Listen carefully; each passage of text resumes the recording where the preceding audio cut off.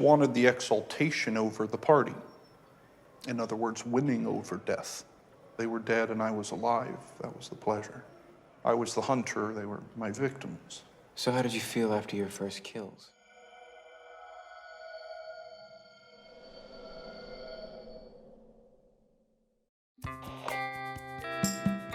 저번 영상에서 에드 캠퍼라는 말 많은 살인마와의 인터뷰를 다뤘었죠. 에드 캠퍼는 실제로도 할 말이 아주 많았고, 영상에서 나오다시피 마인드헌터라는 작품에서도 굉장히 많은 정보를 제공해주는 그런 사람입니다. It would be a guess. America more than 35. 35? But you're never gonna find them if they don't want you to. Not even. 그러나 지금부터 다루게 될 인터뷰들은 난해할 수 있습니다. 에드 캠퍼만큼 솔직한 사람들이 아니며 충동적이거나 즉흥적인 사람들도 있는 반면 자신을 완전히 숨기는 유독 기분 나쁜 놈이 있기 때문이죠.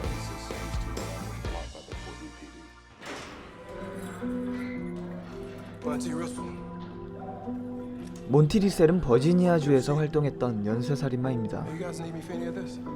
그는 어느 날 술에 취해 문득 미친 생각이 뇌리를 스치자 자신과 같은 단지에 사는 여성을 무참히 살해한 후 4번의 강간과 살인을 연이어 저지릅니다.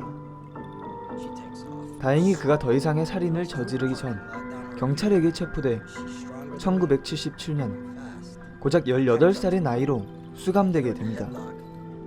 도대체 무슨 일이 있었길래 이렇게 어리고 창창한 나이에 인생을 제대로 말아먹게 된 걸까요? 그가 12살이 되기 전에 그의 엄마는 2번이나 이혼을 했으니 어린 시절의 가정환경이 불우했다는 건 어렵지 않게 예측할 수 있고, 사춘기 시절에 들어서며 여러 번의 강간과 절도 사건에 연루됐다는 사실 정도로도 충분히 관계를 숨길 수 있는 양반이 아니라는 건 알 수 있습니다. 몬티 리셀은 첫 등장부터 악동 냄새를 풍깁니다. 캠퍼와 달리 태도와 외모에서부터 어린 시절 초등학교에서 교무실에 자주 불려갔던 말썽구력의 친구를 떠올리게 하죠. Think I could get some Big Red? Big Red. You know, like soda? Used to have it when I was a kid. We'll see what we can do. That'll depend on the insights. You really think you can get me some Big Red? Look at me, Monty. Let's stay on track. 실제로 그는 살인을 계획하거나 살인 방법을 계획하거나 하진 않았습니다. 대부분 충동적인 일이었고, 일반인들 사이에 있는 그를 제가 봤다면 그냥 좀 싸가지 없는 놈이라고만 생각했을 수도 있지만, 어느 순간 그의 말이나 표정을 보고 아, 이 사람 맛이 좀 갔구나 했을 것 같은 그런 놈입니다. 그는 모든 게 귀찮고 약간의 심술기까지 있는지 건성건성 대답을 합니다. 특정한 단어가 그를 톡톡 건들기 전까지 말이죠. You know chicks. Sends me a letter. She tells me in so many words she wants to ball other guys. In the car, gotta see it for myself, and what do you know? There she is making out with some dumb shit, right? What can you do? You can't live with them. 연쇄살인마뿐 아니라 일반인들도 자신을 자극시키는 말들이 있습니다. 최근에 저지른 어떤 일 때문에 그럴 수도 있고, 과거의 트라우마 때문일 수도 있죠.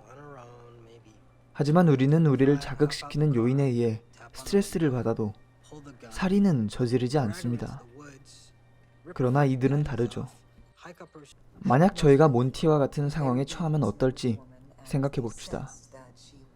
개인적으로 다를 수 있긴 하지만 일단 연락을 해서 만나자고 먼저 물어볼 겁니다. 몬티처럼 한밤중에 쳐들어가진 않을 거란 말이죠.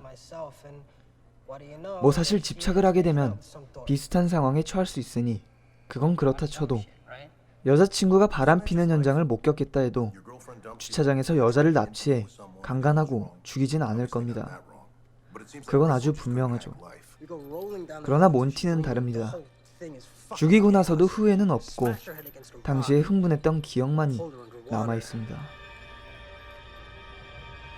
And that's that. No more drama. 그리고 그를 자극했던 건 여자친구의 불안한 편지만이 아니었습니다. 납치한 여자는 갑자기 순종을 했고, 그 이후로 계속 당황하던 리셀은 그녀를 죽일 수밖에 없었습니다.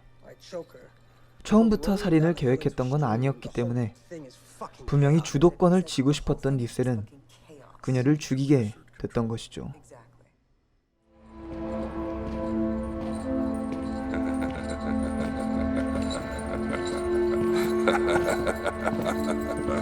이번에 만나게 될 살인마는 브루도스라는 매우 소름 끼치는 변태입니다.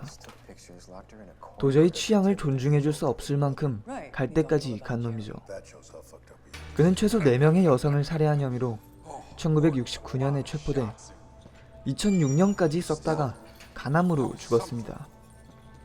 하지만 그가 느낀 간암의 고통은 그가 가한 정신적, 육체적 고통에 비해 아무것도 아니었을 겁니다. Let me assure you, that takes practice. 그는 수차례 거짓으로 여성들을 자신의 집으로 불러들이거나 납치해 목을 졸라 죽이고는 시체에 옷을 갈아입히고 하이힐을 신기며 사진을 찍었습니다. 한 번은 죽이지 않고 살아있는 여성에게 직접 옷을 갈아입게 한 후 복종하는 그녀의 모습을 보며 즐긴 적도 있죠. 물론 안타깝지만 그녀도 결국 교살당하고 You might 맙니다. have thought that's what you get. That's what you get when you want to be a model? When you want people to look at you. 브루도스의 인터뷰를 볼 때는 매우 조심해야 할 게 있습니다. 그는 상습적인 거짓말쟁이이며 그 거짓말도 매우 능글맞고 당연하게 하는지라 도통 무엇이 진실인지 알 수가 없습니다. Did you take this picture? I don't remember. Ever since the kids were small, I get these blackouts. It's hypoglycemia, low blood sugar. I could walk off the roof of a building and not know it. 어떨 땐 거짓말이라는 걸 알아도 상관없다는 듯 조롱하는 투로 말하기도 하죠. Darcy found out I was chasing Skirt at OSU. Came after me with a Ginsu. No, really. God's truth. 그러나 이런 그의 심리도 파악이 불가능한 것은 아니겠죠. Stilettos. 때론 사실을 말하기도 하는 그에게 홀든 요원은 어느 정도의 믿음을 주며 경계를 조금씩 풀어갑니다. Came right into my bedroom. I hadn't locked the door. Really? Yeah. What'd she do? I'd never seen her so shocked. My mom burned the shoes. The stilettos? Dragged me into the backyard, poured kerosene all over them, lit them up. 브루도스는 참 기분 나쁜 구석이 있고 그가 입을 열지 않아도 그의 분위기에서 느낄 수 있습니다. 그리고 입을 열면 그런 느낌은 더 강해지죠. Well, fuck you for wasting my time. Just messing with you guys. 그는 여전히 자신의 혐의의 많은 부분을 부인하고 있으며 당당하게 음모론을 펼칩니다. 그러나 이런 악취는 벽을 쌓는다고 가릴 수 있는 게 아니죠. 홀든 요원은 그 벽을 허물며 브루도스에게 다가갑니다. Body parts showing up in the river, police get involved. The killer realizes things are heating up and splits. 브루도스가 아는 듯 모르는 듯 껍질을 하나씩 벗기 시작하자 그의 본질이 드러나게 됩니다. Fell into his lap. 그가 왜 살인을 저질렀고 왜 하필 뒤에서 목을 졸랐으며 왜 시체의 옷을 갈아입히며 사진을 찍었는지 말이죠. From behind. Why would he do it that way? It might not have been about watching them die. It might just been about having them quiet. So that he could play with them. When did it start? 성적 선호의 시작은 아주 어릴 때부터 생긴다는 학설이 있습니다.